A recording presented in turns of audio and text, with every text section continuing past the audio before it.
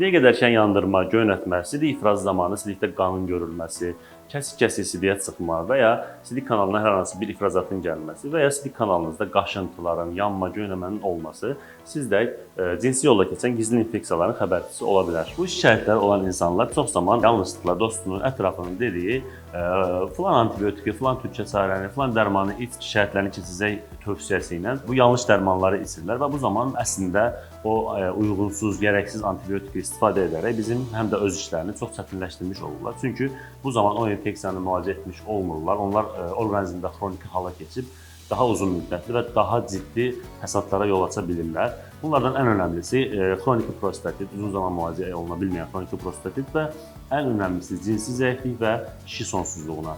Yəni spermatozoidlərin keyfiyyətini aşağı salaraq kişi sonsuzluğuna gətirib çıxara bilir. Çox zaman kişi sonsuzluğu səbəbilə bir sürü müayinələrdən keçən xəstələrin heç bir səbəb tapa bilmirik və çox zaman çoxunda işte bu gizli infeksiyalar əsas səbəb ola bilir. Ona görə də əgər belə bir şikayətləriniz varsa, sizə mütləq və mütləq uroloq, androloqa müraciət etməyinizi tövsiyə edirik.